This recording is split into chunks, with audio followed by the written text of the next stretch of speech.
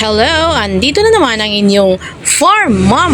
For today's video, bibigyan ko kayo ng kaunting kaalaman, especially yung mga bago pa lang in crayfish farming. So sa pag-aalaga ng kahit anong hayop, mayroon talaga laging mortality. Sa pag-aalaga ng crayfish, hindi rin natin maiiwasan ang pagkamatay. Tulad nito, nung una pa naming pag-aalaga ng crayfish, mas marami pa dito ang namatay. Sabi nga, natututo tayo sa mga pagkakamali natin.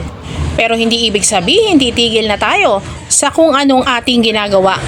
Kaya ngayon, itatakil ko ang mga dahilan kung bakit namamatay ang crayfish. Una, lack of oxygen. Nung namatayan kami ng marami, ito yung number 1 na dahilan. Nahugot kasi yung hose na nagko-connect doon sa air pump. Kaya kailangan parati din nating chine-check ang connection ng ating oxygen. Ikalawang dahilan ng pagkamatay ng crayfish ay high level of ammonia. Tumataas ang level ng ammonia sa pamamagitan ng overfeeding. But sometimes, overfeeding can leads also to death of crayfish. Dahil meron kaming isang buyer na nasobrahan ng pakain yung kanyang crayfish and kinabukasan namatay. So balik tayo dun sa sobrang pakain sa crayfish. Yung hindi naubos na pakain ng crayfish ang siyang nagpapadumi sa tubig, kaya tumataas ang level ng ammonia. Ano ba ang sign na mataas na ang level ng ammonia sa tubig?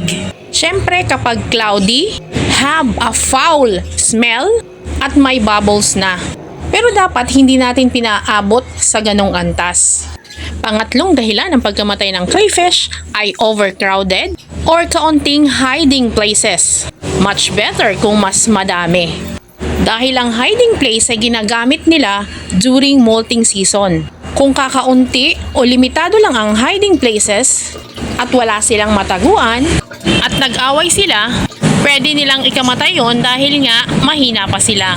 Or either for example, nagugutom sila at kapapalit-balat pa lang ng crayfish, pwede rin nilang kainin yung kapwa nila.